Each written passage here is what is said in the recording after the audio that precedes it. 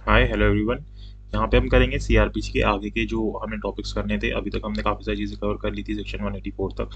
अब हम 186 सेक्शन से देखेंगे। उससे पहले मैं आपको एक इन्फॉर्मेशन दे दूँ कि अगर आप जुडिशरी की कोचिंग करना चाहते हो तो आप मेरी कोचिंग के थ्रू कर सकते हो। Coaching Kushang Mittal judiciary classes. यहाँ पे हम प्री प्लस मेंस दोनों की तैयारी करते हुए चलते हैं। ठीक है, आप मुझे व्हाट्सएप के ऊपर कॉन्टैक्ट कर सकते हो 7531000390 के ऊपर।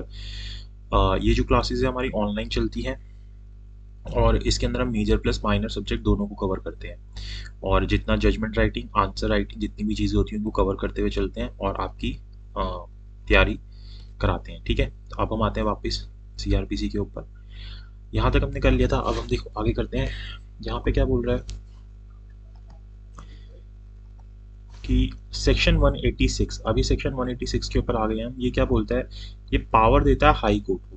क्या पावर देता है हाई कोर्ट को, कि हाई कोर्ट जो है वो जुरिडिक्शन को डिसाइड करेगा। कब?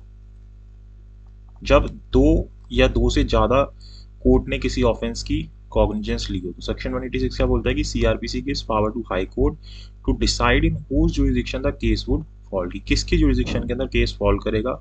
Here the two or more courts have taken cognizance of the case, कि जब दो या दो से ज्यादा कोर्ट्स ने किसी केस की कॉग्निजेंस ले ली हो। देन केस आता है Om Hem Rajni versus state of UP का, जिसके अंदर क्या हेल्ड हुआ था, that when offense has been committed by an Indian outside India, की हमारी कंट्री का कोई सिटीजन या कोई इंडियन हमारी कंट्री से बाहर जाके कोई ऑफेंस करता है, then he can be tried anywhere wherever he found and not ordinarily at his place of residence. तो पूरे इंडिया में हमें वो जहां पे भी मिल जाएगा हम उसके ऊपर वहीं पे ट्रायल चला सकते हैं। ठीक है, जरूरी नहीं है कि जहाँ पे वो रहता है सिर्फ वहीं पे हमें ट्रायल चलाना है, पूरे इंडिया में कहीं पे भी मिल जाएगा। जब उस कंट्री से वापस आएगा और हमें कहीं पे भी मिलेगा हम उसके ऊपर कहीं पे भी ट्रायल चला सकते हैं। जो आप आईपीसी के अंदर भी देखते हो कि कोई अगर इंडियन बाहर जाके ऑफेंस करके आएगा तो ऑफेंस माना जाएगा। सेक्शन 3, 4 ये सब चीज़ें देखते हैं ना आईपीसी के अंदर, तो उसका एक तरीके से 7 का सेक्शन है, कंटेम्प्रेरी सेक्शन है उसका। देन 190 सेक्शन आता है जो कि एक बहुत ही इंपॉर्टेंट सेक्शन है सीआरपीसी का, जिसके अंदर क्या ली जाती है, कॉग्निजेंस ली जाती है, संज्ञान लिया जाता है किसी ऑफेंस का, किसके द्वारा, जुडिशियल मजिस्ट्रेट के द्वारा। Section 190 CrPC provides for taking cognizance by the magistrate upon receiving a complaint of facts which constitute such offence और अपॉन पुलिस रिपोर्ट। तो या तो कंप्लेंट के बेसिस पे करते हैं जो हम सेक्शन 200 के अंदर देखते हैं, या फिर किसके ऊपर, जब पुलिस रिपोर्ट आती है उसके थ्रू भी कॉग्निजेंस लिया जाता है। ठीक है, ये दूसरा तरीका हो गया, पुलिस रिपोर्ट जो सेक्शन 173 में आती है। या फिर जो मजिस्ट्रेट होता है वो सुओ मोटो भी ले सकता है, खुद भी ले सकता है, अपनी मर्जी से भी ले सकता है अगर उसको कहीं से इन्फॉर्मेशन मिलती है तो, कि कोई ऑफेंस हुआ है। तो 3 तरीके 190 के अंदर बता रखे हैं जिसके थ्रू कॉग्निजेंस लिया जा सकता है। When a case has been instituted against the accused under section 190 subsection 1C, यानी कि जो सुओ मोटो वाली बात हो रही है, कि जब आपको इन्फॉर्मेशन, मतलब जब मजिस्ट्रेट को इन्फॉर्मेशन मिल रही है किसी सोर्स से, तो जो एक्यूज है shall be entitled to have his case tried by another magistrate. तो वहां पे अब ये वाला मजिस्ट्रेट अगर किसी की कॉग्निजेंस ले रहा है तो उसके पास ये राइट है, सेक्शन 191 बोलता है कि उसका ट्रायल जो है किसी और मजिस्ट्रेट के पास चले, सेम मजिस्ट्रेट के पास ना चले। और अगर सेक्शन 191 को हम कंप्लाई नहीं करते तो क्या माना जाएगा, इनक्योरेबल इरेगुलरिटी, की ये जो इरेगुलरिटी है इनक्योरेबल है, इसको ठीक नहीं किया जा सकता। तो आपको 191 को फॉलो करना ही करना है अगर सुओ मोटो कॉग्निजेंस लिया जा रहा है तो। Making over of the cases of CGM to other competent magistrate under him. अब यहाँ पे जो सेक्शन 192 है उसके बारे में बता दिया कि जो सीजीएम है वो क्या कर सकता है, जितने भी उसके अंडर मजिस्ट्रेट्स आते हैं वो कौन सा केस किस मजिस्ट्रेट के पास जाएगा, ये पावर किसके पास है, सीजीएम के पास है। ये डिस्ट्रीब्यूट कर सकता है उन केसेस को कि कौन सा किसके पास चलना चाहिए और कौन सा खुद इसके पास चलना चाहिए, यानी कि इसके पास एडमिनिस्ट्रेटिव प्लस जुडिशियल पावर दोनों होती है। सेक्शन 193 सीआरपीसी का बोलता है कि जो कोर्ट ऑफ सेशन है वो ऑफेंस का कॉग्निजेंस नहीं लेगा, एक तरीके से बार लगा रहा है उसके ऊपर, from taking cognizance of any offence unless the case has been committed to it by magistrate. तो किसी भी कोर्ट ऑफ सेशन के पास केस कैसे आएगा, उसकी कॉग्निजेंस वो खुद नहीं लेगा, मजिस्ट्रेट वो केस उसको कमिट करेगा। 209 भी अभी हमारा सेक्शन आएगा। एंड कुछ ऑफेंसेस है जहां पे court of session directly cognizance लेता है, अभी वो भी हम देखेंगे। तो एक्सेप्शन क्या है 193 की of CrPC, section 199 sub section 2 and section 390। तो यहाँ पे इन दोनों सेक्शंस के अंदर क्या होता है कि कोर्ट ऑफ सेशन जो होता है वो डायरेक्टली कॉग्निजेंस ले लेता है। जो जैसे कि वो वाले ऑफेंसेस होते हैं जो कि प्रेसिडेंट, प्राइम मिनिस्टर, इनके अगेंस्ट डिफेमेशन के केसेस होते हैं, वहाँ पे court of session directly cognizance लेता है। ऐसे ही अगर कोई व्यक्ति बाद में आता है तो उसके अगेंस्ट अगर कॉग्निजेंस लेना है, जैसे पहले स्टार्ट हो गया, अब लगता है कि बी भी इसके अंदर इन्वॉल्व था, इसके अगेंस्ट भी, जैसे ए के अगेंस्ट सिर्फ स्टार्ट हुआ था, बाद में लगता है कि बी भी इसके अंदर इन्वॉल्व था, तो वहाँ पे डायरेक्टली कोर्ट ऑफ सेशन उसके अगेंस्ट कॉग्निजेंस ले सकता है। तो ये दो एक्सेप्शंस आती हैं इसकी। If a conspiracy is made against the state, अगर कोई कॉन्स्पिरेसी की जा रही है स्टेट के against, then cognizance will not be taken unless and until the state government और सेंट्रल गवर्नमेंट और DM gives the permission for institution of the suit. Section 196 बोलता है कि अगर इस तरीके का कोई ऑफेंस है जहां पे ये देखा जा रहा है कि कोई कॉन्स्पिरेसी रची जा रही है स्टेट के अगेंस्ट, तो वहां पे प्रायर अप्रूवल चाहिए होगा, प्रायर सेंक्शन चाहिए होगा, किसका, स्टेट गवर्नमेंट का या सेंट्रल गवर्नमेंट का या डीएम का, तभी उस व्यक्ति के अगेंस्ट इस ऑफेंस के लिए कॉग्निजेंस ली जाएगी। देन 197 जो है सीआरपीसी का, वो किस बारे में बात करता है, पब्लिक सर्वेंट्स एंड जजेस के रिगार्डिंग बात कर रहा है कि इनके अगेंस्ट भी आपको सैंक्शन लेनी होगी। ठीक है। सेक्शन 198 बोलता है ऑफेंस अगेंस्ट मैरिज की बात करता है कि जो मैरिज के अगेंस्ट ऑफेंसेस होते हैं, तो यहाँ पे जो विक्टिम होता है यानी कि वाइफ होती है, जनरली वही कंप्लेंट करती है, तो लिया जाता है। Court can take cognizance of offence punishable under chapter 20, यही जो आईपीसी का, जिसके अंदर वुमेन के अगेंस्ट ऑफेंस हो रहे हैं, बायगेमी, ये जितने भी ऑफेंसेस होते हैं, only upon a complaint made by agreed person. तो 198 का सबसेक्शन वही यही बोलता है कि जो अगर सिर्फ जब एग्रीड पर्सन कंप्लेंट करेगा तभी आप उसके अंदर कॉग्निजेंस लोगे। अब जैसे बायगेमी है, मान लो एक वाइफ है पहले इस हस्बैंड की, फिर इसने क्या किया, दूसरी शादी भी कर ली, अब ये बायगेमी कर रहा है, लेकिन दूसरी वाइफ या पहली वाइफ जो है, दोनों में से कोई भी कंप्लेंट नहीं कर रही है, तो इस व्यक्ति के अगेंस्ट किसी तीसरे व्यक्ति के कहने पे, कोई स्ट्रेंजर या कोई भी हो उसके कहने पे, इसके अगेंस्ट कंप्लेंट नहीं होगी या केस को रजिस्टर नहीं किया जाएगा। सिर्फ जब इन दोनों में से कोई करेगा तो किया जाएगा, क्योंकि ये फैमिली मैटर्स होते हैं। फिर if a person is due to his being under 18 years of age और being idiot, lunatic, or due to his sickness, or woman who because of her local custom ought not to spouse in public, then with the leave of the court some other person can take complaint of on his or her behalf। Section 198 subsection 1 का ए बोलता है कि अगर वो व्यक्ति क्या है, 18 से कम का है, इडियट है, ल्यूनेटिक है, या बीमार है, या कोई ऐसी वुमेन है जो कि नहीं निकलती घर से बाहर, तो उसकी उस कंडीशन के अंदर कोर्ट की लीव लेने के बाद कोई और व्यक्ति इनके बिहाफ पे कंप्लेंट कर सकता है। इनके लिए पर्टिकुलरली ये सेक्शन ऐड किया गया।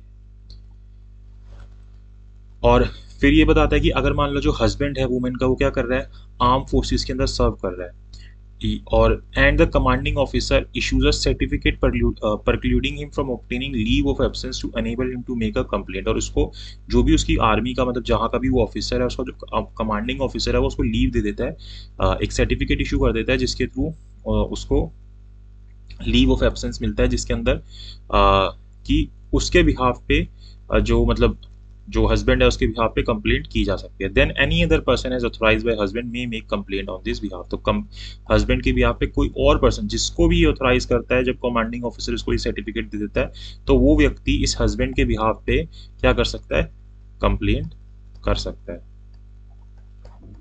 198 सबसेक्शन 1 बी बोलता है। आपको पहले बहुत डिटेल में पता होना चाहिए, हम क्विक रिवीजन टाइप ही कर रहे हैं, अगर नहीं पता होगा तो समझ आएगा, लेकिन मे भी कुछ चीजें समझ ना आए। ठीक है।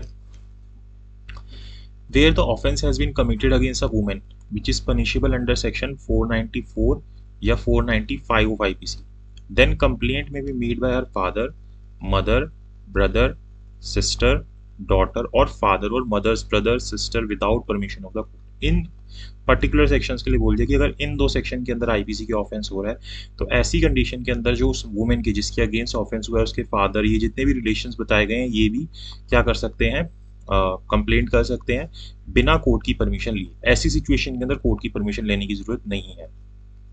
लेकिन अगर कोई और पर्सन है who is related to the aggrieved by blood, marriage और adoption, then leave of the court is required. तो वहां पे आपको लीव लेनी पड़ेगी, ये पर्टिकुलर रिलेशंस में लेने की जरूरत नहीं है। Then under section 198 subsection 2, no person other than husband of woman shall be deemed to be aggrieved by any offense punishable under section 497 और 498 of IPC।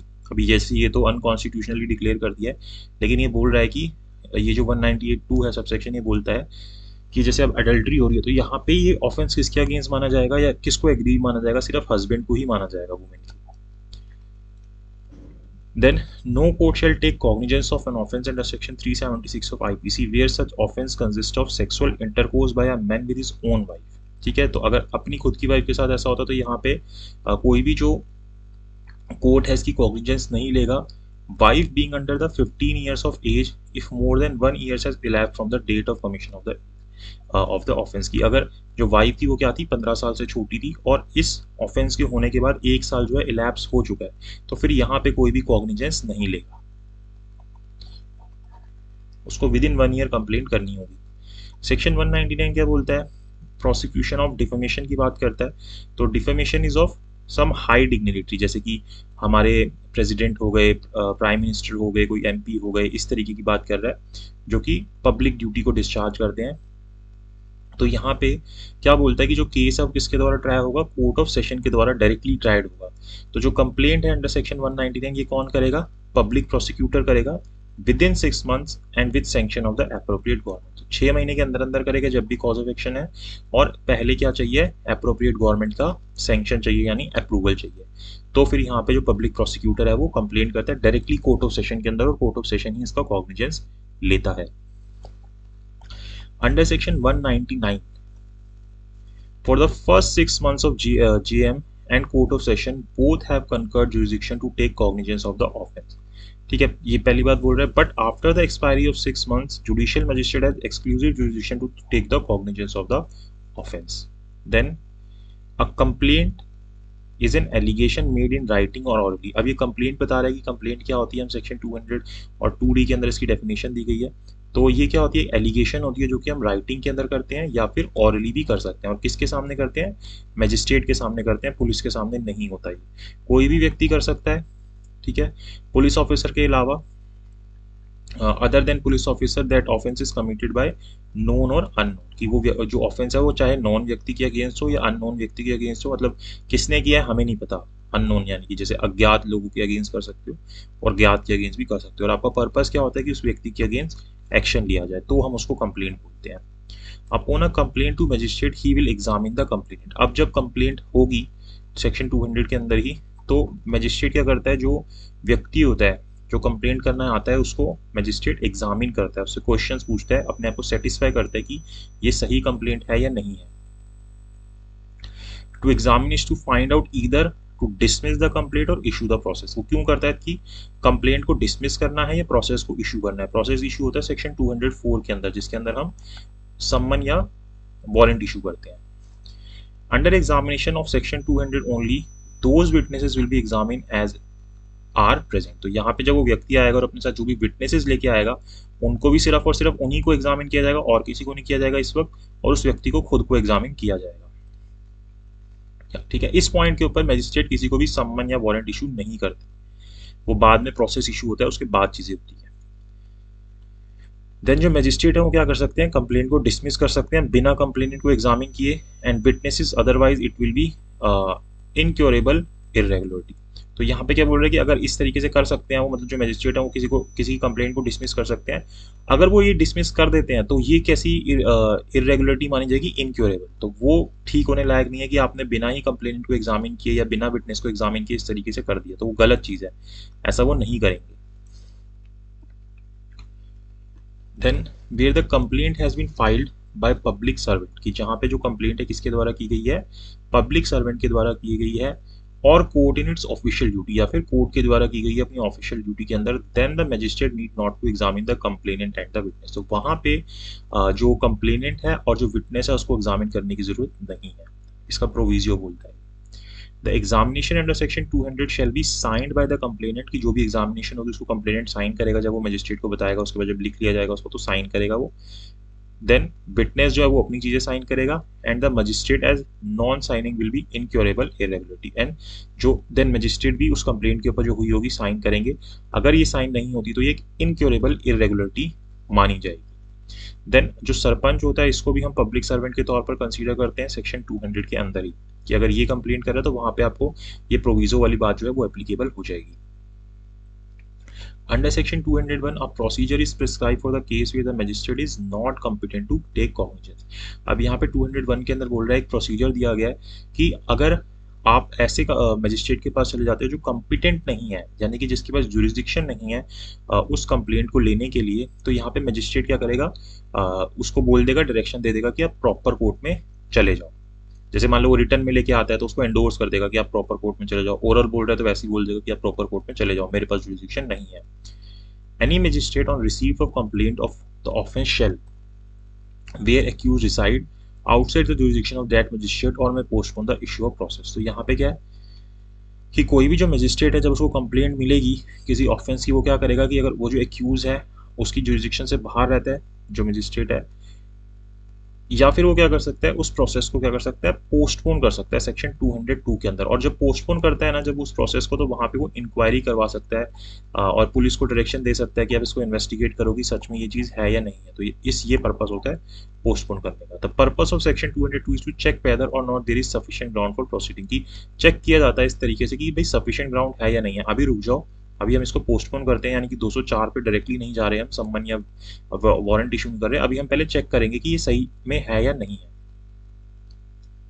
No such direction of investigation or inquiry shall be made under section 202 of CRPC if the offence complained of is triable exclusively by court of session or the case where the complainant and witness have not been examined except in the case where the complaint is made by the court। इस तरीके की कोई भी direction नहीं दी जाएगी 202 की अगर वो या तो केस डायरेक्टली किसके द्वारा ट्रायबल है, कोर्ट ऑफ सेशन के द्वारा है, ठीक है, या फिर आपने कंप्लेनेंट को या विटनेस को एग्जामिन नहीं किया है, तो वहां पे आप 202 का प्रोसेस, मतलब 202 की जो वो करनी है, इंक्वायरी करनी है, वो नहीं कर सकते। और मान लो कि अगर डायरेक्टली कोई पब्लिक सर्वेंट कर रहा है, मतलब कंप्लेंट कर रहा है, तो वहां पे आपको कंप्लेनेंट और विटनेस को एग्जामिन करने की जरूरत नहीं है, क्योंकि 200 का प्रोविजो बोल देता है इस बात को। देन ये केस आता है रोजी and another versus state of Kerala. It was held that section 202 subsection 2 proviso, it is mandatory to examine all the witnesses, and if the accused find that all the witnesses have not been examined then he may soon possible raise objection before the court। तो ये court के लिए mandatory है कि वो सभी के सभी विटनेसेस को एग्जामिन करे, और अगर ये चीज़ एक्यूज को पता चलती है कि एग्जामिन नहीं किया गया, तो ये ऑब्जेक्शन वो कोर्ट ऑफ सेशन के सामने रेज कर सकता है, और जो कोर्ट ऑफ सेशन है वो क्या कर सकती है, may remand the case back to the magistrate to examine the witnesses. तो वापस भेज देगी, जैसे अगर सेशन कोर्ट के पास चलना है तो सेशन कोर्ट के पास वापस भेज देगी कि आप अब इसको एग्जामिन कीजिए, पहले आपने कंडीशन ही फुलफिल नहीं कर रखी, तो एग्जामिन कीजिए, देन फिर वापस आएंगे।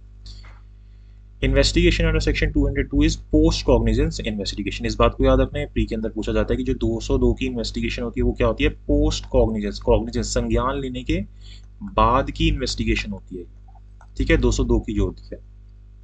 Investigation under 202 is under the complete supervision of the magistrate, its report is also be filed under section 202 only। तो ये जो इन्वेस्टिगेशन हो रही है ये सुपरविजन के अंदर हो रही है मैजिस्ट्रेट के, जो प्री होती है वो कंट्रोल में नहीं होती मैजिस्ट्रेट के, और इसकी जो रिपोर्ट होती है वो 202 के अंदर ही मैजिस्ट्रेट के पास सबमिट हो जाती है। तो जो पर्पस है इसका करने का 202 का is to find out whether to issue process और नॉट, कि हमें प्रोसेस इशू करना है या नहीं करना है, यानी कि 204 के ऊपर जाना है या नहीं जाना है। For the proceeding of section 202, it is required that after conducting the examination of section 200, the magistrate has decided to issue the process, but he has some uncertainty in his mind and hence to provide extra assurance। तो 202 हम क्यों कर रहे हैं, 200 के अंदर जो magistrate है वो सेटिस्फाई हो गया, लेकिन वो कहीं ना कहीं उसके माइंड में डाउट है, तो वो एक्स्ट्रा एश्योरेंस लेना चाहता है मैजिस्ट्रेट, तो इसलिए वो 202 को फॉलो करता है himself in conducting the proceeding of either investigation or inquiry after the postponement of issue of process, ठीक है। then magistrate under section 202 examine the witness on oath। तो 202 के अंदर मैजिस्ट्रेट जो विटनेसेस होते हैं उनको ओथ के ऊपर एग्जामिन करता है। these witnesses are additional witnesses who were not examined under section 200। तो ये वाले जो विटनेसेस होते हैं जो 202 में आते हैं, ये क्या होते हैं, एडिशनल विटनेसेस होते हैं जो कि 200 के अंदर एग्जामिन नहीं हुए थे। Statement of section 202 is previous statement and can be use for contradiction और कॉरबोरेशन। अब ये अपने आप में एक प्रीवियस स्टेटमेंट है और ये दोनों पर्पसेस के लिए यूज हो सकती है, कॉन्ट्राडिक्शन और कॉरबोरेशन के लिए। तो ये आप इस पॉइंट को याद रखना कि जो 202 की स्टेटमेंट होती है जहाँ पे किसी विटनेस को एग्जामिन किया जाता है ऑन ओथ, तो उसको हम कॉन्ट्राडिक्शन और कॉरबोरेशन जब उसको हम चीफ या क्रॉस कर रहे होते हैं उस वक्त यूज कर सकते हैं। जो स्टेटमेंट होती है सेक्शन 202 की are not substantive piece of evidence, लेकिन ये अपने आप में एक सब्सटेंटिव पीस ऑफ एविडेंस नहीं होते। देन 203 आता है कि अब ये बोलता है कि मजिस्ट्रेट सेटिस्फाई नहीं हुआ तो कंप्लेंट को क्या कर दिया जाता है, डिसमिस कर दिया जाता है।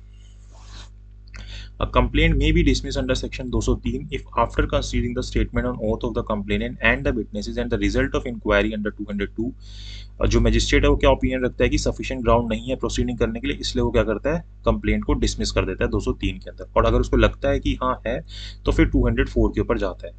If first complaint is dismissed upon merits then there will be no second complaint। और अगर ये सब प्रोसेस होने के बाद किसी कंप्लेंट को डिसमिस किया जाता है तो फिर वहां पे आप सेकंड कंप्लेंट नहीं कर सकते।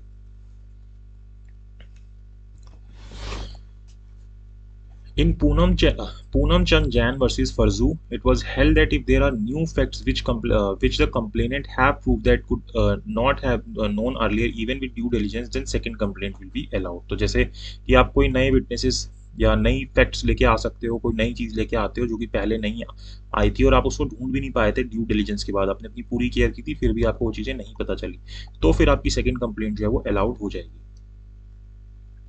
इन a complaint case process are issued under section 204। तो कंप्लेंट के अंदर फिर प्रोसेस इशू हो जाता है 204 के अंदर, जिसके अंदर सम्मन केसेस में सम्मन भेजे जाते हैं और वारंट केसेस के अंदर वारंट भेजे जाते हैं। यहाँ पे ऑप्शन होता है कि सम्मन की जगह वारंट भी बाद में भेजे जा सकते हैं।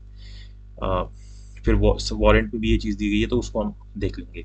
तो ये केस आता है Subramaniam Sethu Raman versus state of Maharashtra, जिसके अंदर क्या हेल्ड हुआ था, issue of process is an interlocutory order and revision will not lie in case of interlocutory order. तो ये जो प्रोसेस इशू करना है ये अपने आप में क्या है, इंटरलॉक्यूटरी ऑर्डर है और इसके लिए रिवीजन नहीं किया जा सकता।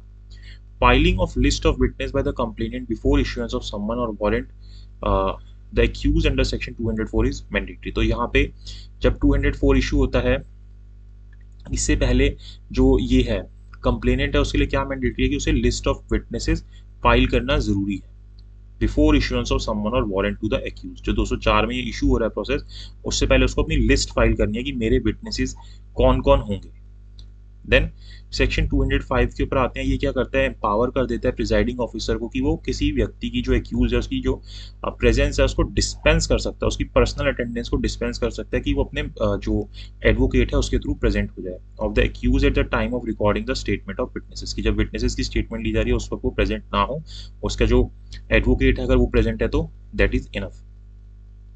If, in the opinion of magistrate taking cognizance of petty offences, the case may be summarily disposed of under section 260 CRPC, the magistrate shall issue summons to the accused requiring him either to appear in person or by pleader before the magistrate on a particular day। तो यहाँ पे petty offences की बात हो रही है 206 section के अंदर, कि जहाँ पे petty offences के अंदर ऐसा लगता है कि उसको समरीली डिस्पोज ऑफ किया जाएगा 260 सीआरपीसी के अंदर, तो मजिस्ट्रेट क्या कर सकता है, सम्मन इशू कर सकता है कि उसको कि वो या तो इन पर्सन अपीयर हो अगर मजिस्ट्रेट को ऐसा लग रहा है, या फिर अपने प्लीडर के थ्रू भी वो अपीयर हो सकता है किसी पर्टिकुलर डेट के।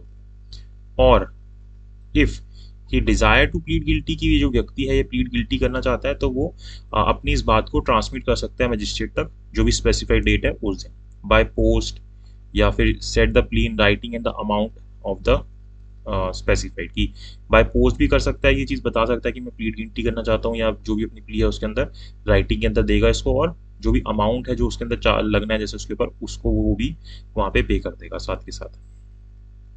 जो सेक्शन 206 है उसके जो पेटी ऑफेंसेस है उसका मतलब क्या है कि ऐसे ऑफेंसेस जिसके अंदर फाइन है सिर्फ, और वो भी कितने रुपए का, 1000 रुपये तक का। और ये बातें ना जो मोटर व्हीकल एक्ट होती है उनके ऊपर नहीं लगती, वो पर्टिकुलरली मना किया गया। मोटर व्हीकल एक्ट में आप नहीं बोल सकते कि मेरे को प्रेजेंट नहीं करना, वहाँ पे 206 सेक्शन को जो बेल एक्ट से पढ़ोगे उसके अंदर ये चीज़ आपको मिलेगी। देन जो सेक्शन 207 है सीआरपीसी का, वो क्या बोलता है कि एक्यूज को free of cost copy supply की जाएगी पुलिस रिपोर्ट की, जो 173 सब सेक्शन 2 में आती है।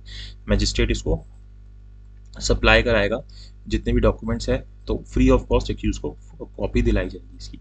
जो सेक्शन 209 और 208 जो है वो जब ये चीज़ सेशन के साथ होती है तो वो प्रोवाइड करवाता है।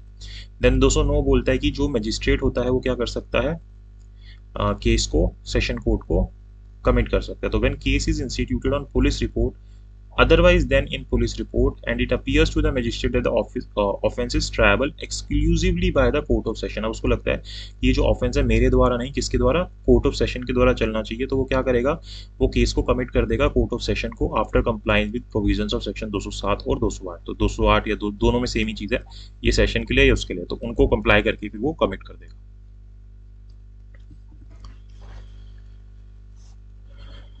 Under section 323, a case is committed to court of session where magistrate thinks that the case ought to be tried by the court of session। तो यहाँ पे 323 के अंदर भी यही चीज़ है कि जब जो मैजिस्ट्रेट होता है उसको ये चीज़ ठीक लगती है कि ये वाला जो ट्रायल है किसके द्वारा चलना चाहिए, कोर्ट ऑफ सेशन के द्वारा चलना चाहिए, तो वहाँ पे वो उसको कमिट कर सकता है। सेक्शन 210 क्या कहता है अब कि जब जैसे मान लो कि कंप्लेंट भी आ गई और पुलिस रिपोर्ट भी आ गई, तो उस केस के अंदर हम क्या करेंगे, तो जैसे कि कंप्लेंट केस भी हो गया और पुलिस इन्वेस्टिगेशन के थ्रू भी जैसे पुलिस रिपोर्ट भी आ गई सेम ऑफेंस के लिए, तो वहाँ पे क्या करेंगे, in section 210 magistrate will stay the complaint case. तो ऐसे में जो कंप्लेंट केस है उसको स्टे कर देंगे proceeding and will require the concern PO to submit the police report, और बोलेंगे कि आप अपनी पुलिस रिपोर्ट सबमिट कर दो और फिर हम इसको कब पुलिस रिपोर्ट की तरह आगे बढ़ाएंगे, एफआईआर में जैसे होता है ना वैसे आगे बढ़ाएंगे इसको, तो कंप्लेंट को बंद कर देंगे वहाँ पे। और अगर जो पुलिस रिपोर्ट है सेक्शन 210 के अंदर is against the same accused, and magistrate will take cognizance against the accused on police report, and both the complaint case and the police report will be tried together as with the police report case। और फिर जो दोनों के दोनों थे उनको trial एक साथ चलेगा, और कैसे माना जाएगा, जैसे कि वो पुलिस रिपोर्ट के थ्रू आया है केस, ठीक है, सेम पर्सन के अगेंस्ट अगर हुआ है तो। If police report in section 210 says that the charge sheet is against some other accused or that it is in with the form of closure report against the same accused, then the complaint case will revive। अब यहाँ पे ये मिलता है कि जैसे एक particular offence के लिए कि कंप्लेंट भी चल रही है और एफआईआर के थ्रू मतलब पुलिस रिपोर्ट भी आ रही है, या तो पुलिस रिपोर्ट के अंदर क्लोजर रिपोर्ट आ जाती है, पुलिस कहती है कि हमें नहीं लग रहा कि ये ऑफेंस हुआ, या फिर पुलिस बोलती है कि इस पर्सन के अगेंस्ट नहीं है तो किसी और पर्सन के अगेंस्ट थी, तो ऐसे की सिचुएशन में ये जो हमारी कंप्लेंट थी ये रिवाइव हो जाएगी और फिर उसको कंप्लेंट केस की तरह ही आगे चलाया जाएगा। In case of merger of complaint with the police report the procedure to be followed for the trial shall be of the case instituted by the police report. तो जब हम दोनों को मर्ज कर रहे हैं तो जैसे पुलिस रिपोर्ट का चलाएंगे वैसे ही उसका ट्रायल आगे चलाया जाएगा। Charge is the stage at which the trial start and inquiry ends. अब यहाँ पे 210 के ऊपर तक इंक्वायरी जो है हमारी एंड हो जाती है और हमारा ट्रायल जो है वो बिगन हो जाता है।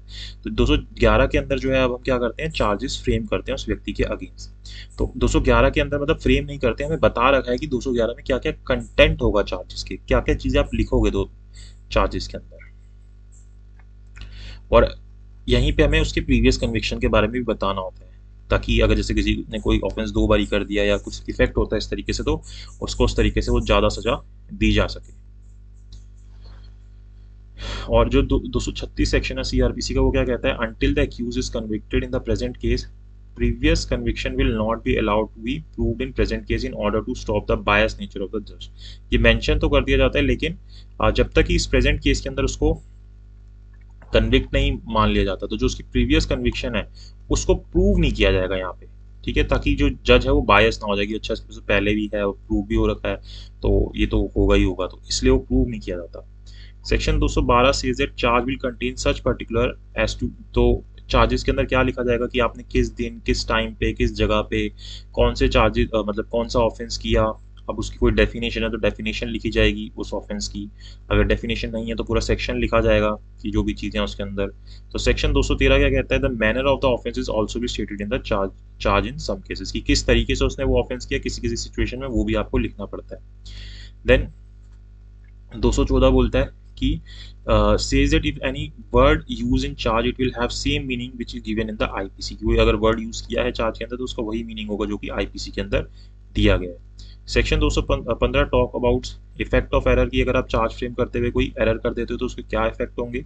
तो अगर कोई एरर हो जाता है जो कि मटेरियल डिफेक्ट है चार्जेस के अंदर which occasion of failure of justice, और जिसके कारण क्या हो रहा है जस्टिस के अंदर फेलियर हो रहा है, तो ऐसे में क्या होगा, the accused may raise an objection of such defect and the court may set aside the judgment. तो वो जो व्यक्ति है वो क्या करेगा, अपना ऑब्जेक्शन रेज कर देगा और उस जो कोर्ट है वो क्या करेगा, उस जजमेंट को सेट असाइड कर देगा। देन 216 बोलता है कि आप क्या कर सकते हो, जो चार्जेज है उसके अंदर कोई अल्ट्रेशन भी कर सकते हो और कोई एडिशन भी कर सकते हो। तो वो जो अल्ट्रेशन या एडिशन है can be made at any time before the judgment, कभी भी हो सकता है जजमेंट आने से पहले, कोई भी स्टेज के ऊपर केस चल रहा हो। If such alteration or addition affect the accused or prosecutor, then the court may either direct a new trial or adjourn the trial for such period as may be necessary। तो यहाँ पे अगर ये जो alteration या addition हो रहा है इसके कारण एक्यूज के ऊपर कोई इफेक्ट आ रहा है या प्रोसिक्यूटर के ऊपर कोई इफेक्ट आ रहा है तो कोर्ट क्या कर सकता है, या तो वो नए ट्रायल को शुरू करने के लिए बोल सकता है या फिर इस ट्रायल को एडजॉर्न करने के लिए बोल सकता है जब तक के लिए उसको ठीक लगता है, जरूरी लगता है। और कोर्ट जो है वो कभी भी चार्जेस को अल्टर कर सकता है जजमेंट आने से पहले। 217 क्या बोलता है कि whenever a charge is Altered और एडेड बाय द कोर्ट, की जब भी कोई अल्टरेशन या एडिशन होगी कोर्ट के द्वारा तो जो एक्यूज है उसको क्या अलाउ किया जाएगा कि वो अपने जितने भी allowed to recall or resummon and examine with reference to such alteration or addition any witness already examine. तो यहाँ पे उसको ये राइट मिल जाता है कि जो विटनेसेस वो पहले बुला चुका था उनको दोबारा से रिकॉल कर सकता है या रीसमन कर सकता है और उनको दोबारा से बुला के एग्जामिन कर सकता है अगर कोई अल्टरेशन या एडिशन होती है चार्जेस के अंदर। ठीक है। और यहाँ पे ना अगर कोई अल्टरेशन या एडिशन हो रही है तो ऐसे इसका मतलब ये नहीं है कि सिर्फ आप पुराने विटनेसेस को बुलाओगे, आप किसी न्यू विटनेसेस को भी बुला सकते हो। फिर 218 कहता है कि अगर says that for every distinct offence, की जो हर एक अलग अपराध होगा उसके लिए अलग चार्ज फ्रेम होगा and every separate charge must be tried separately, और हर एक अलग जो चार्ज फ्रेम होगा उसको अलग अलग ट्राई किया जाएगा। लेकिन जो एक्यूज है, accused person by application in writing आज द मजिस्ट्रेट, वो खुद एप्लीकेशन लगाता है कोर्ट के सामने और मजिस्ट्रेट से बोलता है कि उसके सभी चार्जेस को ज्वाइन कर दिया जाए। तो वहां पे the magistrate is also of opinion that such joinder is the accused will not be prejudice to such charge will be joinder together. तो वहां पे वो क्या कर सकता है, कोर्ट उसको लगता है कि कोई फर्क पड़ेगा नहीं, मैं तीनों को एक साथ ही कर देता हूँ, तो वहां पे उनको एक साथ करके चलाया जा सकता है। और 219 बोल देता है कि यहाँ पे जो अगर कोई ऑफेंसेस हुए हैं, 3 ऑफेंसेस हुए हैं जो कि सेम तरीके के हैं, are committed by the accused within 1 year they may be charge together. तो यहाँ पे अगर 3 अपराध एक तरीके के 1 साल के अंदर ही किए हैं जो एक व्यक्ति के अगेंस्ट लगे हुए हैं तो उन 3 के 3 अपराधों को एक साथ चलाया जा सकता है। लेकिन अगर ये पीरियड 2 साल का हो जाता है या 1 साल को एक्सीड कर देता है तो फिर वो एक साथ नहीं चलेगा। Attempt of the offence and the offense are deemed to be offense if the same kind, section 219 बोलता है, क्या बोलता है इसी के अंदर, क्या बोलता है कि अगर आपने किसी ऑफेंस को अटेम्प्ट किया है and the offence are deemed to the offence if the same kind, और जो ऑफेंस है यानी कि ऑफेंस को अटेम्प्ट करना और ऑफेंस को करना इनको हम सेम काइंड का ही बोलेंगे। जो 3 अपराधों के अंदर इंक्लूड करना है ना, तो उसका जो अटेम्प्ट है और जो ऑफेंस खुद है ये दोनों ही सेम काइंड के आएंगे, तो इन दोनों को भी साथ साथ आप चला सकते हो 219 को यूज करके। Offenses if same kind under section 219 CRPC means when they are punishable with the same amount of punishment under the same section of the IPC or of any special or local law। तो यहाँ पे हम जो बोल रहा है कि 3 offences एक साथ चला सकते हो जो कि सेम काइंड के होंगे, तो सेम काइंड के कौन से होंगे, जो जिसके अंदर आपको सेम अमाउंट ऑफ पनिशमेंट मिलेगी आईपीसी के अंदर और सेम सेक्शन के अंदर ही मिलेगी, या फिर किसी स्पेशल या लोकल लॉ के अंदर भी ये चीज़ हो सकती है। तो जब सेम अमाउंट ऑफ पनिशमेंट मिलती है आईपीसी के अंदर, स्पेशल लॉ में, लोकल लॉ में, तो उसको हम सेम काइंड का बोलते हैं, तो वो तीनों एक साथ चलाए जा सकते हैं। Then section 219, 220, 21, 23 are the exception to the rule of every distinct offense of which the other person is accused, there shall be a separate charge। तो ये चारों सेक्शन जो अपने आप में क्या है, एक्सेप्शन है किस चीज़ का, कि हर एक जो चार्ज फ्रेम हो रहा है उसका अलग अलग आप ट्रायल चलाओगे, लेकिन यहाँ पे इसने बोला कि कब वो एक साथ चल जाएगा। तो if in series of act so connected together so as to form the same transaction that the accused made by the charge with every such offense। तो यहाँ पे बोल रहा है कि अगर आप एक क्राइम कर रहे हो, ठीक है, और वो सीरीज ऑफ एक्ट्स के अंदर कर रहे हो और वो सीरीज ऑफ एक्ट इतने ज्यादा एक दूसरे से कनेक्टेड है कि वो सेम ट्रांजेक्शन का ही पार्ट हो जाते हैं, कि आपने ये चीज की और उसके साथ दूसरा भी ऑफेंस हो गया तो सेम ट्रांजेक्शन के पार्ट हो जाते हैं, दैट द एक्यूज में be charge with every such offence. तो यहाँ पे कि सभी ऑफेंसेस के लिए उसके ऊपर चार्ज लगेगा तो उसको एक साथ आप कर सकते हो। सेक्शन 220 सबसेक्शन 1 बोलता है। तो 1 or more offences of criminal breach of trust, अभी अलग से सबसेक्शन 2 बोलता है कि जब एक या एक से ज्यादा अपराध किए जाते हैं किस चीज के, क्रिमिनल ब्रीच ऑफ ट्रस्ट के या फिर डिसऑनेस्ट मिसअप्रोप्रिएशन ऑफ प्रॉपर्टी के, उसको हम क्या मानेंगे, सिंगल ऑफेंस ही मानेंगे सेक्शन 212 के अंदर। ठीक है। 220 सबसेक्शन 2 बोलता है where the act alleged constitute offense falling within 2 or more separate definitions of any law, कि कोई जो ऑफेंस है वो क्या हो रहा है कि 2 या 2 से ज्यादा अलग अलग सेपरेट डेफिनेशंस के अंदर आ रहा है जो उसके ऊपर एलिगेशन लग रही है, by which offense are defined or punished, the person accused of them may be charged with and tried at one trial for each of such offense। तो जो व्यक्ति है वो क्या करेगा कि वहां पे उसके ऊपर जो व्यक्ति जो एक्यूज है उसके ऊपर चार्ज लगेगा एंड ट्राई होगा at one trial for each such offence, जो हर एक उसने अपराध किया उसके लिए उसके ऊपर एक ही ट्रायल के अंदर वो पूरा का पूरा ट्रायल चल जाएगा। If the offence is constituted of several acts, की अगर वो जो ऑफेंस है वो क्या है, सेवरल एक्ट से बन के बना हुआ है, और जो हर एक एक्ट है वो अपने आप में क्या है, इंडिपेंडेंट है, is an offence and the act combined constitute a separate offence, और जब उन सबको आप कंबाइन कर दोगे तो अपने आप में एक अलग ऑफेंस बन जाता है। तो एक्यूज को क्या किया जाएगा, the accused will be charge with all the offences, तो वहां पे उसके ऊपर सभी ऑफेंसेस के लिए चार्जेस लगाए जाएंगे। 220 सबसेक्शन 4 बोलता है। लेकिन जब ये डाउटफुल हो जाता है कि which of the offence has been committed by the offence, की उसने कौन सा अपराध किया है, तो एक्यूज के ऊपर क्या किया जा सकता है कि उसने सभी वो वाले अपराध किए हैं, सभी के चार्ज लगा दो या उनमें से कोई लगा दो, और ही में भी चार्ज इन द अल्टरनेटिव, या फिर अल्टरनेटिव लगा दो कि ये नहीं तो ये लग जाएगा। तो 221 ये चीज बोलता है। इन सेक्शंस को आपको बहुत डिटेल में पढ़ने की जरूरत है। यहाँ पे अगर आपने अच्छे से पढ़ रखा है तो आपको बहुत जल्दी बहुत आराम से समझ आएगा, मतलब आपका रिवीजन बहुत जल्दी हो जाएगा, ठीक है। डिटेल में भी हमने समझा हुआ है, उनको आप देख सकते हो।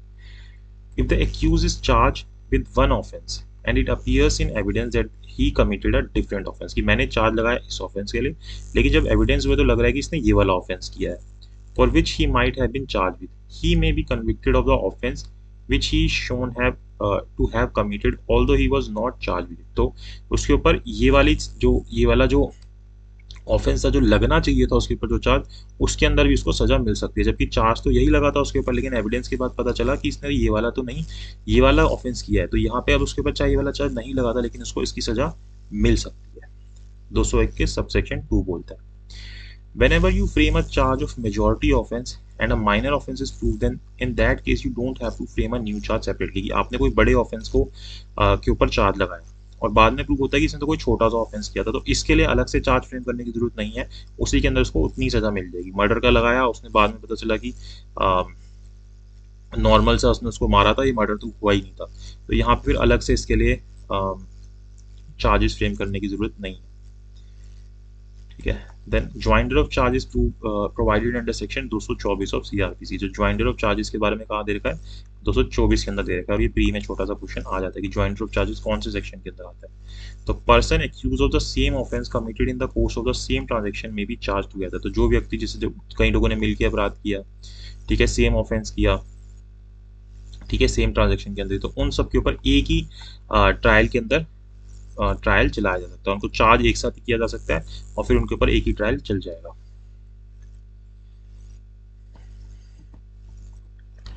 Person accused of an offence and the person accused of abetment or attempt to commit such offence में भी चार्ज हुआ है। तो यहाँ पे जो व्यक्ति जैसे ए ने बी को उकसाया कि तू मर्डर कर दे और ये मर्डर कर देता है, तो इन दोनों के ऊपर एक ही चार्ज लग जाएगा और एक ही उसके ऊपर ट्रायल चल सकता है। Person accused of different offences committed in course of same transaction में भी ट्रायल टुगेदर, कि जो पर्सन है जिन्होंने अलग अलग अपराध किए लेकिन सेम ट्रांजेक्शन के अंदर किया, तो उन सब के ऊपर भी एक ही साथ उनको ट्रायल किया जा सकता है।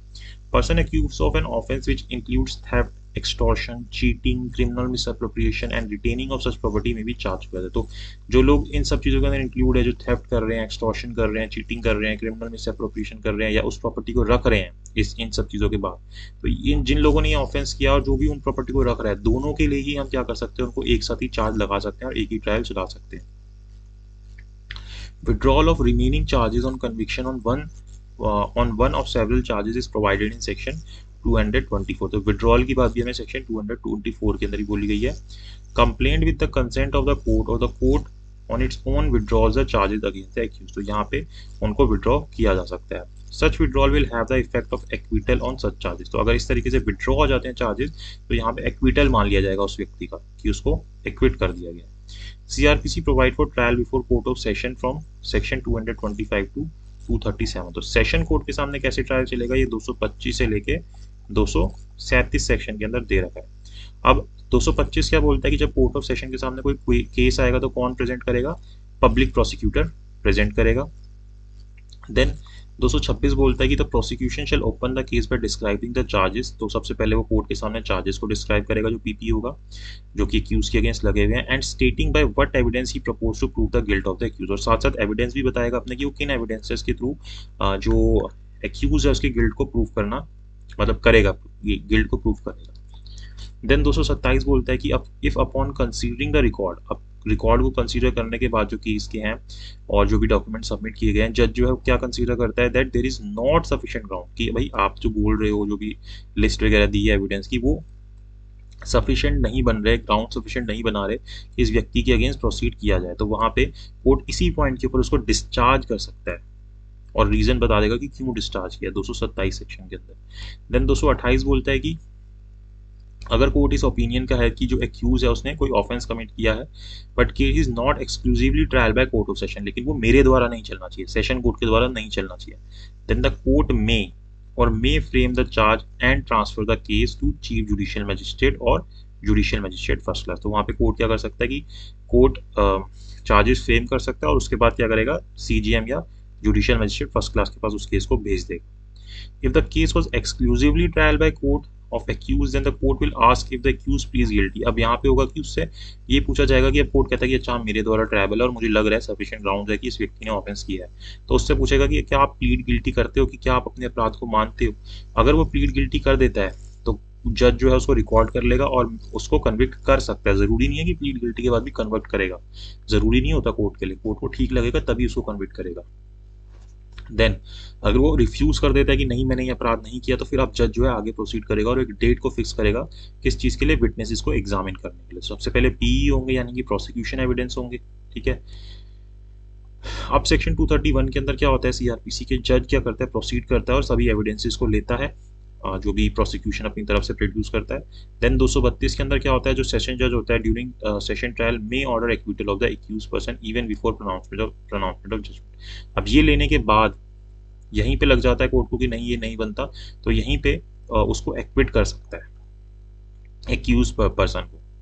Then when the accused is not acquitted under, लेकिन अब यहाँ पे मान लो एक्यूज को एक्विट नहीं किया, तो वहां पे फिर क्या किया जाएगा कि अब उसको बोलेंगे कि तू अपने एविडेंसेस लेके आ, 233 के अंदर बोलते हैं, यानी कि डीई होंगे, डिफेंस एविडेंस होंगे। Then argument involving the summing up of the case prosecutor and the reply to them by accused will be done under 234। फिर दोनों के जब एविडेंस हो जाएंगे इसके बाद आर्ग्यूमेंट किया जाएगा और आर्ग्यूमेंट भी रिटर्न में दे दिए जाते हैं और फिर 234 के अंदर ये चीज हो जाएगी, दोनों की तरफ के आर्ग्यूमेंट हो जाएंगे। Then Kehar Singh versus state के केस के अंदर बोला गया, it was held that trial in pursuance of the notification for holding or sitting of the session court in Tihar jail will not be illegal। कि ये इंपॉर्टेंट केस है कि जैसे मान लो कि अब इस तरीके की सिचुएशन है कि कोर्ट जो है जैसे सेशन जज जो है किसी जगह पे जाके बैठ जाता है, जैसे पर्टिकुलरली यहाँ पे तिहाड़ जेल में जाके बैठ गया था जरूरत के हिसाब से, तो अगर वहां पे कोई प्रोसीडिंग चलाई जाएगी तो उसको आप इलीगल नहीं बोलोगे, वो लीगल ही है। तो जहां जज बैठ गया वहीं कोर्ट बन गई, जरूरी नहीं है कि कोर्ट रूम में ही बैठे हो। देन सेशन जज can try a case punishable with life imprisonment और डेथ पेनल्टी। तो सेशन जज जो है लाइफ इम्प्रिजमेंट और डेथ पेनल्टी दोनों ही तरीके के ऑफेंसेस से डील कर सकता है। Provisions of judgment of acquittal or conviction are provided under section 235। अब आर्गुमेंट के बाद या तो वो एक्विट कर देगा या वो कन्विक्ट कर देगा, 235 होता है सेशन ट्रायल के अंदर। Conviction on plea of guilty in a session trial is prescribe under section 229 की जो प्ली गिल्टी पे अगर सजा दी जाती है तो 229 में दी जाती है, वो हमने ऊपर पढ़ा था। देन सेक्शन 236 क्या बोलता है कि जो प्रीवियस कन्विक्शन है एक्यूज की will not be taken into consideration by जज until the accused has been convicted under section 229 या फिर 235 की, जब तक कि उसको सजा नहीं हो जाती तब तक उसकी प्रीवियस कन्विक्शन को नहीं देखा जाएगा, ठीक है। फिर जब बाद में सजा दी जाएगी, जब एक बार कन्विक्ट कर दिया तो अब जब सजा दी जाएगी फाइनली कि कितना सेंटेंस होना चाहिए, तो वहां पे फिर प्रीवियस कन्विक्शन को देखा जाएगा।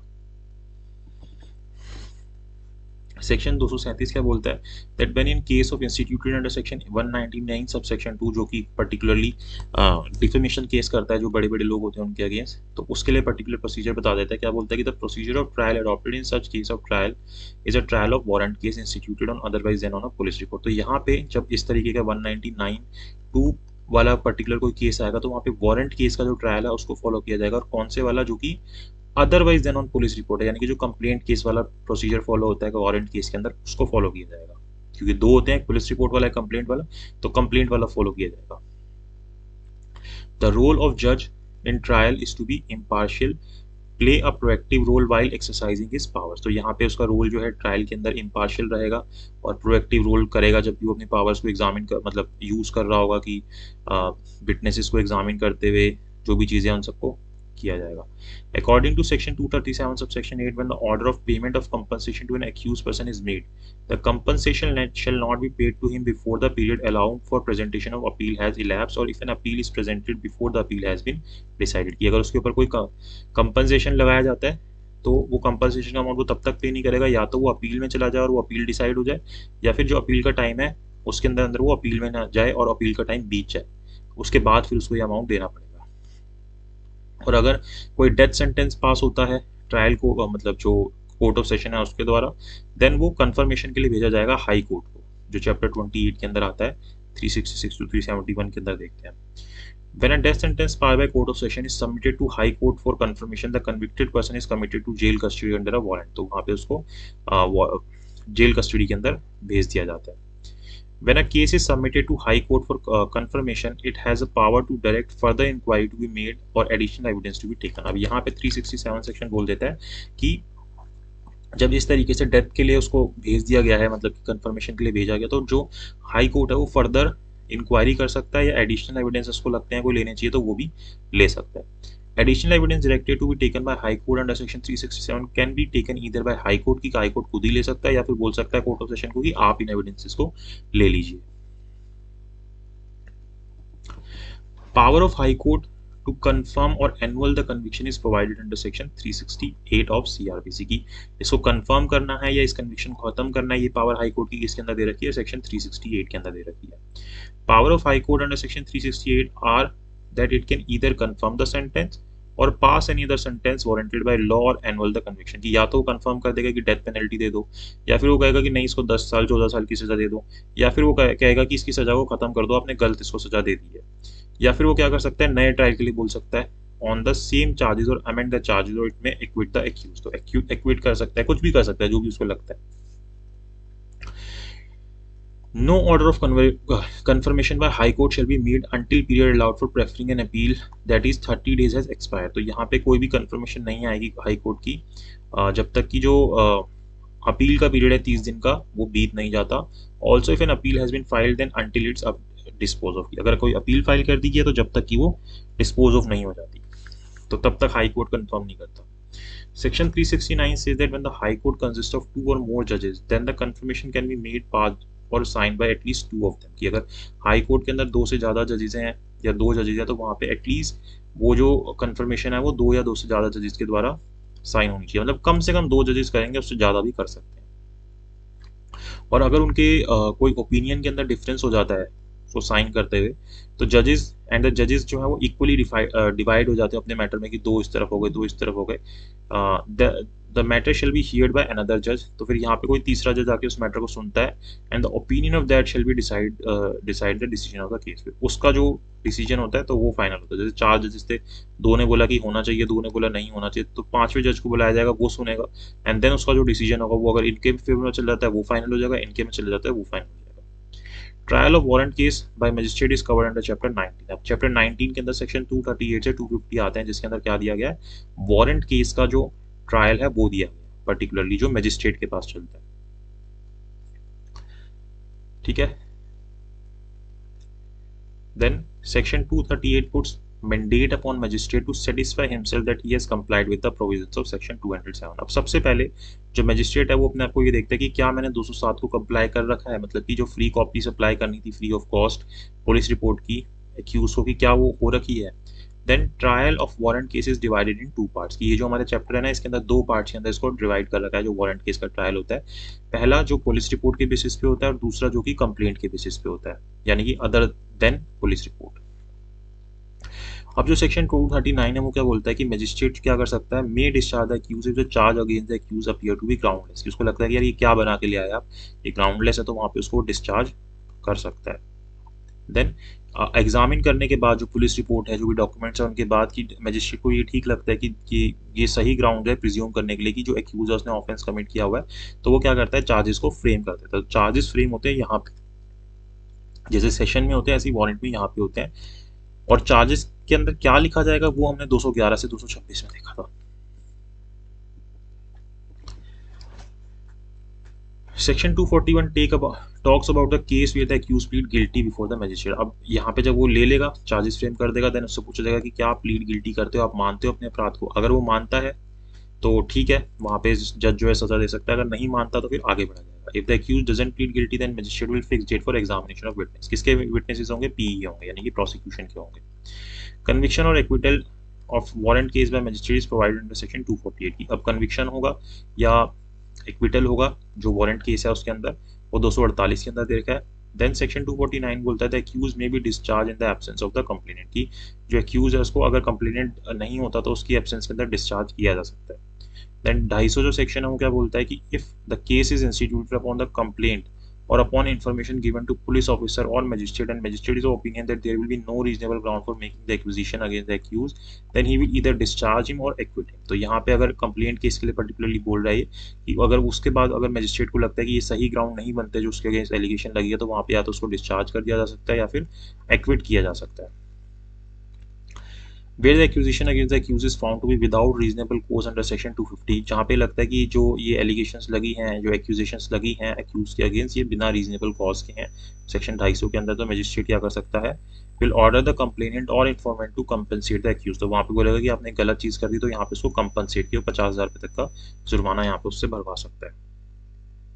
Compensation order under section 250 shall not exceed the amount which magistrate is empowered to impose। और जो ये मैक्सिमम बताया था, अब यहाँ पे जितना तक वो सजा, मतलब जितना तक वो फाइन लगा सकता है उतने तक का मैक्सिमम यहाँ पे उसके ऊपर कंपनसेशन का अमाउंट लगा देता है। Trial of summon cases the magistrate is provided under section chapter 20। अब ये जो समन केसेस का ट्रायल होता है ये चैप्टर 20 के अंदर दे रखा है। In summon cases the hearing of the accused on the sentence is not necessary. अब यहाँ पे जो समन केसेस होते हैं इसके अंदर जो एक्यूज की हियरिंग होती है, मतलब एक्यूज को प्रेजेंट होना हियरिंग के वक्त वो नेसेसरी नहीं होता है। Accused on the sentence is not necessary. Section 253 बोलता है सीआरपीसी का that where the accused desire to plead guilty to the charge without appearing before the magistrate, जिसके लिए हमने सेक्शन 206 पढ़ा था साथ में, he shall transmit the magistrate the amount of the fine impose by post, particularly petty offences के अंदर। तो वहाँ पे वो बाय पोस्ट अपना अमाउंट जो भी उसके ऊपर लग रहा है वो भेज सकता है, और जो मैजिस्ट्रेट है उसको कन्विक्ट कर सकता है प्लीड गिल्टी होने के बाद, उसके प्रेजेंस के अंदर भी। उसका प्लीडर रहेगा, वो नहीं रहेगा। तो यहाँ पे पेटी केसेस की बात हो रही है particularly. In summon cases the magistrate can stop the proceeding at any stage without pronouncement of judgment. 258 बोलता है कि समन केसेस के अंदर जो मैजिस्ट्रेट है वो प्रोसीडिंग को रोक सकता है बिना जजमेंट को सुनाए। Power of the court to convert summon cases into warrant cases provided under section 259 की। जो समन केसेस होते हैं उनको वारंट केस के अंदर कन्वर्ट किया जा सकता है, और ये पावर 259 के अंदर दी गई है। वारंट को आप समन में कन्वर्ट नहीं कर सकते, लेकिन समन को वारंट के अंदर कन्वर्ट कर सकते हो। In the interest of justice, magistrate has power to try a summon case as a warrant case, wherein the offence to be tried therein punishable with imprisonment exceeding 6 months। तो यहाँ पे अभी बोल रहा है कि जो इंटरेस्ट ऑफ जस्टिस के अंदर मैजिस्ट्रेट क्या कर सकता है कि सम्मन केस को वारंट केस की तरह चला सकता है, लेकिन वहाँ पे इम्प्रिजमेंट जो है 6 महीने से ऊपर की होनी चाहिए। देन समरी ट्रायल आता है हमारा चैप्टर 21 के अंदर, सेक्शन 260 से 265 के अंदर दिया गया है। तो यहाँ पे क्या बोला गया कि ये कि जो पावर है किसी केस को ट्राई करने की वो समरीली किया जा सकता है। इस विद सीजीएम के पास ये पावर है, या एमएम के पास है, या किसी मजिस्ट्रेट फर्स्ट क्लास के पास है कि वो as empowered in this behalf of high court. High court ने जिसको भी एम्पावर कर रखा है कि समरी ट्रायल आपके पास चलेगा तो उसके पास ही चल सकता है। और समरी ट्रायल के अंदर मैक्सिमम पनिशमेंट होती है 3 महीने की, 3 महीने से ज़्यादा पनिशमेंट नहीं दी जाएगी। Offence not punishable with death, imprisonment for life or imprisonment for term exceeding 2 years may be tried summarily. तो इन ऑफेंसेस को आप समरीली चला सकते हो जिसके अंदर डेथ पनिशमेंट नहीं है, या लाइफ इम्प्रिजमेंट नहीं है, या 2 साल से ज़्यादा की सजा नहीं है। Lurking house trespass can be tried summarily, और इसको भी आप समरीली चला सकते हो।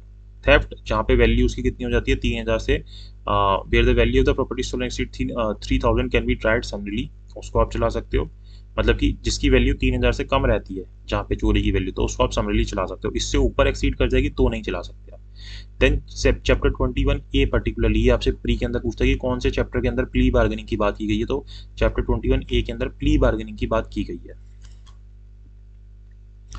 फिर ये केस आता है काशम भाई Abdul Rahman Bhai Sheikh versus state of Gujarat. The court rejected the idea of plea bargaining in the ground that it is against the public policy. पहले तो इसको मना कर दिया गया कि ये नहीं होना चाहिए इस केस के अंदर प्ली बार्गेनिंग। देन 1991 के अंदर 12th law commission in its 142nd report and later in 1996 in its 156 report recommended the introduction of plea bargaining। तो बाद में इसको रिकमेंड किया गया बार बार लॉ कमीशन के द्वारा, और बाहर की कंट्रीज के अंदर भी हमने देखा कि ये है, तो फिर हमने इसको अपने कंट्री के अंदर भी इंट्रोड्यूस किया। फिर जो मलीमट कमेटी थी upon reforms of criminal justice system made the recommendation in introducing the plea bargaining. उन्होंने भी बोला कि प्ली बार्गेनिंग इंट्रोड्यूस करो। फिर ये जो चैप्टर था ये इंट्रोड्यूस किया गया हमारे CRPC के अंदर in section 265A to L। तो ये यहाँ से लेके यहाँ तक सेक्शन ऐड किए गए, कब से? 5 जुलाई 2006 से। ठीक है, तो ये कौन सी अमेंडमेंट के अंदर आया था? जो 2005 की अमेंडमेंट थी उसके अंदर आया था। Plea bargaining is done only of offence punishable with imprisonment less than 7 years. तो आप 265 ये बोलता है कि उन्हीं की प्ली बार्गेनिंग कर सकते हो जिसके अंदर 7 साल से कम की सजा है, उससे ज्यादा के लिए आप प्ली बार्गेनिंग नहीं कर सकते। प्ली बार्गेनिंग के अंदर चार्जेस तो सेम रहते हैं, लेकिन सेंटेंस जो होता है वो रिड्यूस हो जाता है।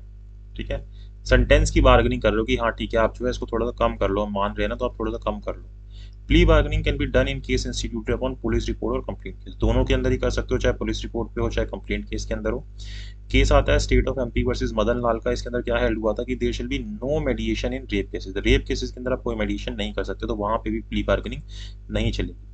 तो plea bargaining can be done in a case in which offence affects the socio economic conditions. In cases के अंदर भी आप प्ली बार्गेनिंग नहीं करोगे जो कि क्या कर रहे होंगे, सोशियो इकोनॉमिक कंडीशंस के ऊपर इफेक्ट कर रहे होंगे कंट्री की। और या फिर ऐसे ऑफेंसेस जो कि वुमेन्स के अगेंस्ट कमिट हुए हैं, या फिर जो बच्चे हैं 14 साल से कम की, उनके अगेंस्ट हुए, तो वहां पे भी प्ली बार्गेनिंग नहीं की जाएगी। फिर जो प्ली बार्गेनिंग की एप्लीकेशन है कैसे फाइल होगी? एक्यूज के द्वारा फाइल होगी एफिडेविट के थ्रू, और वो उसके अंदर ये लिखेगा कि वो जो एप्लीकेशन है वॉलेंटरली लगा रहा है। The provision of plea bargaining are applicable after issuance of process under section 204। और प्ली बार्गेनिंग अगर किसी को करनी है तो 204 का जब प्रोसेस इशू हो जाएगा कंप्लेंट केस में पर्टिकुलरली, उसके बाद ही की जा सकती है, उससे पहले नहीं की जाएगी प्ली बार्गेनिंग जो है। If application of plea bargaining will be filed by the accused in the court in which the offence is pending for trial, if the application of plea bargaining was filed voluntarily, then the court shall provide time to public prosecutor or the complainant and the accused to work on mutually satisfactory disposition। इस word को याद रखना कि अब ये दोनों मिलके क्या करते हैं, जो पब्लिक प्रोसिक्यूटर होते हैं, कंप्लेनेंट होते हैं या एक्यूज होते हैं, वो म्यूचुअली सेटिस्फैक्ट्री डिस्पोजिशन करते हैं कि किस तरीके से उसको खत्म किया जाए। एक ये म्यूचुअल सेटिस्फैक्ट्री डिस्पोजिशन करते हैं। देन सेक्शन 265E बोलता है the manner of disposal of the case has been prescribe and a mutually satisfactory disposition has been worked out. तो यहाँ पे तभी प्ली बार्गेनिंग या डिस्पोजल होती है जब ये जो म्यूचुअल सेटिस्फैक्ट्री डिस्पोजिशन है वर्कआउट करती है, यानी कि सही से हो पाती है। अगर ये नहीं हो पाएगी तो प्ली बार्गेनिंग नहीं होगी। The court shall award the compensation to the victim according to the disposition और hear the parties on the quantum of compensation. की अब यहाँ पे जो म्यूचुअल सेटिस्फैक्ट्री डिस्पोजिशन है, अगर वो एग्री कर जाते हैं कि कितना पे होना चाहिए तो कोर्ट उतना पे करवाती है इसके हिसाब से, या फिर कितना अमाउंट होना चाहिए उसको फिर डिसाइड करती है कोर्ट। और release the accused on probation of good conduct और after admonition as per section 360, या फिर उसको प्रोबेशन के ऊपर भी छोड़ सकती है एक्यूज की, ठीक है भाई पहली बारी इसने ऑफेंस किया है, इसकी एज कम है, तो उन सब चीज़ों को देखते हुए भी उसको छोड़ा जा सकता है। Then as per section 265G no appeal shall lie against any judgment in case of plea bargaining. अगर आप प्ली बार्गेनिंग करते हो तो वहां पे फिर आप उस जजमेंट के अगेंस्ट अपील में नहीं जा सकते कि आपने पहले ही प्ली बार्गेनिंग की है, लेकिन आप अभी भी क्या कर सकते हो, SLP फाइल कर सकते हो सुप्रीम कोर्ट के अंदर आर्टिकल 136 को यूज करते हुए, और जो रिट्स होती हैं वो यूज कर सकते हो 226 227 को यूज करते हुए, जो हमारा कॉन्स्टिट्यूशन है उसके। देन सेक्शन 265I क्या बोलता है कि जो पीरियड ऑफ डिटेंशन है undergone by the accused to be set off against the sentence of imprisonment imposed under section 21A की। जैसे यहाँ पे 1 साल की सजा दी जा रही है और वो पहले 2 महीने जेल में जा चुका है, तो उसको सेट ऑफ कर दिया जाएगा, उसको और 8 महीने ही रहना होगा। फिर सेक्शन 428 क्या बोलता है of CRPC deal with the concept of setting of.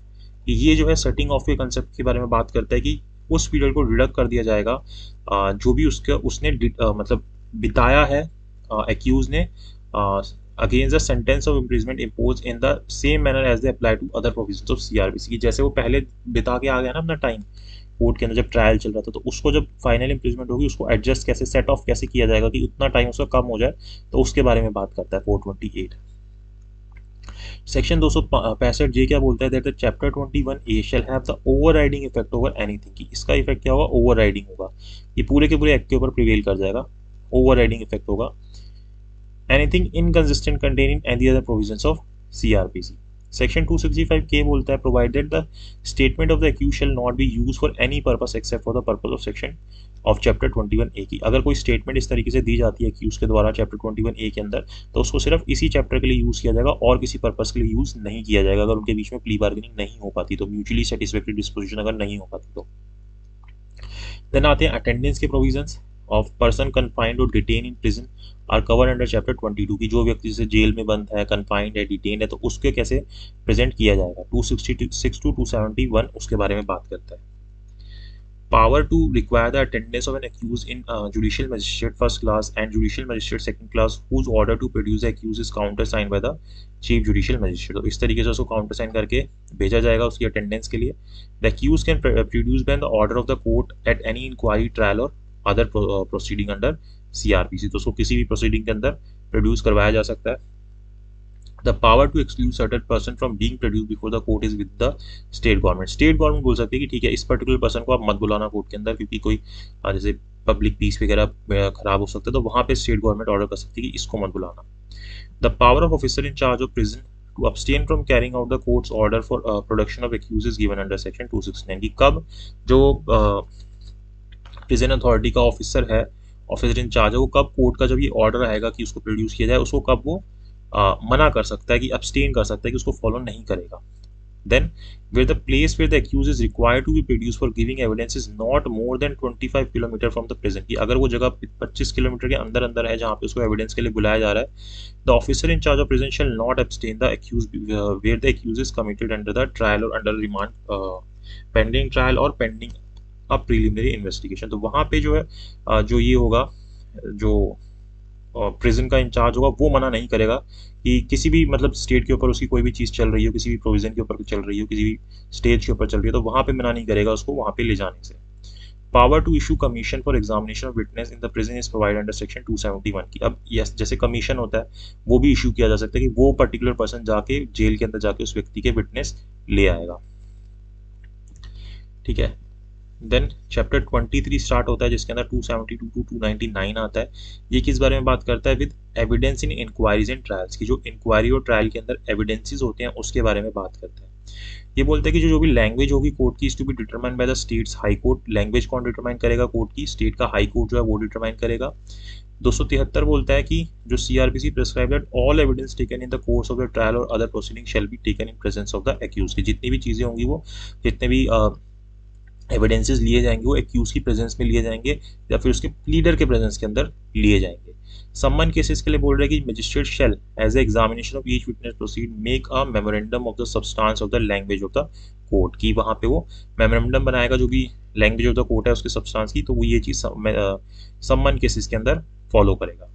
और अगर वारंट केस होंगे तो जो भी एविडेंस होंगे हर एक विटनेस के shall as examination proceed be taken down in writing either by magistrate himself or by dictation in open court. तो यहाँ पे तो मेमोरेंडम बना रहा है कि ठीक है इसने ये बात बोली थी, अपने हिसाब से एक मेमोरेंडम बना दिया।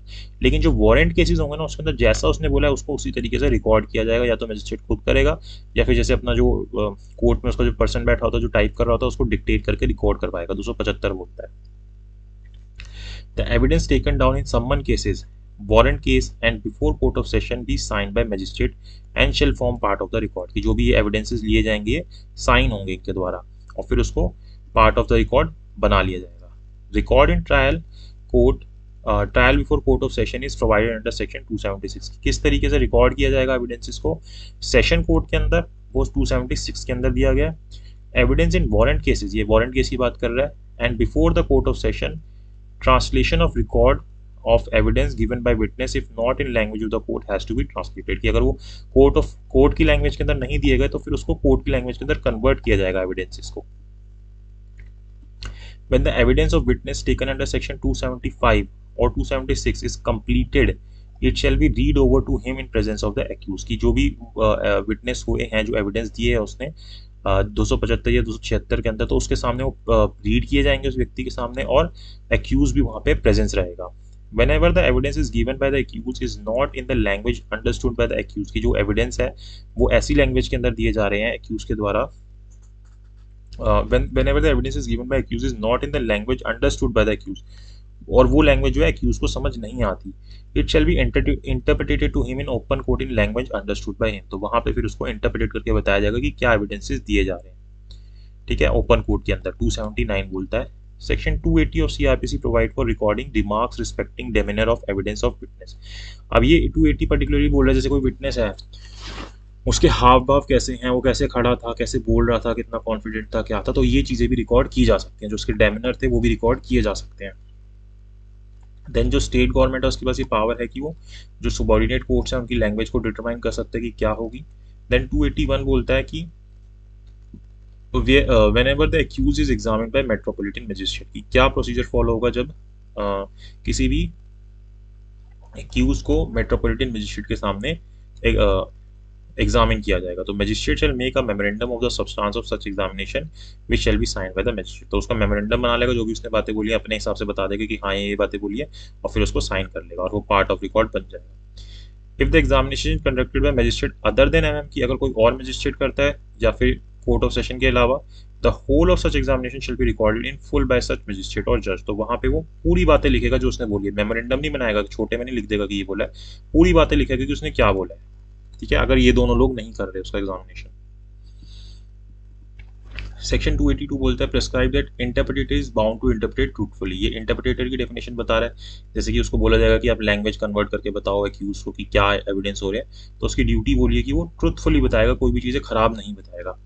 एवरी हाई कोर्ट में prescribe the manner in which the evidence of witness and the examination of the accused shall be taken down in case coming before it. ये चीज बताई जा सकती है, सिंपल सी बात है।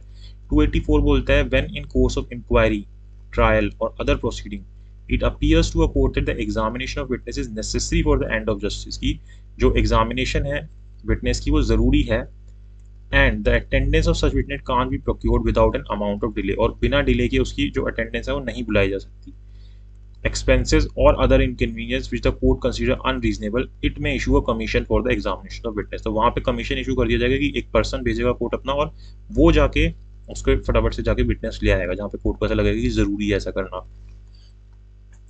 और 284 ही बोलता है क्या कि कमीशन इशू की जाएगी जहाँ पे प्रेसिडेंट या फिर वाइस प्रेसिडेंट को एज ए विटनेस एग्जामिन किया जाना होगा, वो कोर्ट में नहीं आएंगे, उनके लिए कमीशन इशू होगी। Commission shall be directed to the CMM or CJM within whose local jurisdiction the witness is to be found. तो ये कमीशन जो है वो इसके द्वारा डायरेक्ट होगी, जो भी सीएमएम है या सीजेएम है, जिस भी लोकेलिटी के अंदर वो पर्सन जो विटनेस है वो फाउंड होते हैं, वहाँ पे उनको ये डायरेक्शन मिल जाएगी। जब कमीशन रिसीव होगी तो जो सीजेएम है या जो एमएम है, सीएमएम है, या जो मजिस्ट्रेट, जुडिशियल मजिस्ट्रेट जो भी हैं, जो भी इस पर्पस के लिए अपॉइंट किए गए हैं, वो क्या करेंगे, सम्मन करेंगे विटनेस को बिफोर हिम कि भाई आ जाओ यहाँ पे, और proceed to the place where the witness is, या फिर अपने ही किसी व्यक्ति को भेज देंगे कि जाओ, and shall take down his evidence in the same manner as trial of warrant cases. और जैसे वारंट केसेस के अंदर लिया जाता है उसके विटनेसेस, वैसे यहाँ पे वो ले लेगा। तो ये वाला कोर्ट है, ये इस कोर्ट को बोल रहा है कि भाई कमीशन इशू कर दी, तो ये कोर्ट या तो उस व्यक्ति को अपने ही कोर्ट में बुला लेगा या फिर अपने कोर्ट से किसी को भेज देगा कि फटाफट से इसको एग्जामिन करके आओ। The parties to any proceeding in which the commission is issued may forward any interrogatories in writing। तो यहाँ पे जो पार्टीज जिनके थ्रू ये कमीशन इशू हो रही है जिनके लिए भी, तो इंट्रोगेटरीज भेज सकती है, मतलब कि सेट ऑफ क्वेश्चन दे सकते हैं कि ये क्वेश्चन उससे पूछे जाए राइटिंग के अंदर, which the court or magistrate directing the commission may think relevant to the issue, and it shall be lawful for the magistrate to examine the witness upon such interrogatories। Section 288 बोलता है कि CRPC provided after the commission of issued under Section 284 has been duly exercised, it shall be returned together with the disposition of witness examined there। तो अब जब वो हो जाएगा, जैसे कमीशन गई थी, तो अब वो कमीशन जो भी चीजें इसने ली थी इससे वापस जो सारी चीजें इसके पास आएंगी, कोर्ट के पास, मतलब सारी चीजें वापस भेजी जाएंगी पूरा एग्जामिन करके।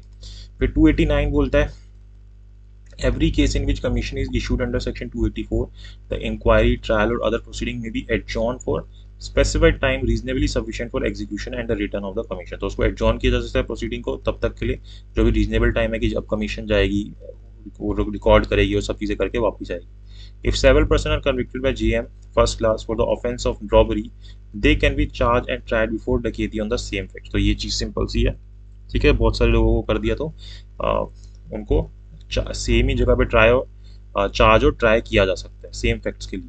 Section 290 provide for execution of foreign commission, या फॉरेन कमीशन को एग्जीक्यूट करोगे। 291 talks about deposition of medical witnesses, 292 talks about evidence of officer of mint. Then 293 बोलता है provide for report of government scientific experts. तो अभी यहाँ तक करते हैं हम। देन आगे के जो है हमारी 2 और क्लासेस होंगी, मतलब 2 और लेक्चर्स, मतलब वीडियोस होंगे जिसके अंदर हमारा कंप्लीट हो जाएगा। और अगर आपको वीडियो अच्छी लगी तो प्लीज़ लाइक कीजिएगा, शेयर कीजिएगा, चैनल को सब्सक्राइब जरूर कीजिएगा। और अगर आप जुडिशरी की क्लासेस करना चाहते हैं तो आप मुझे 7531000390 के ऊपर व्हाट्सएप कर सकते हैं और आप अपनी क्लासेस को स्टार्ट कर सकते हैं। इस वीडियो के लिए इतना ही। Thank you so much. आगे पूरा इसको कंप्लीट कीजिएगा। आपने पार्ट 1 देखा होगा, या पार्ट 2 है, देन 3 4 आएगा, उसके अंदर आपका कंप्लीट हो जाएगा। Thank you so much.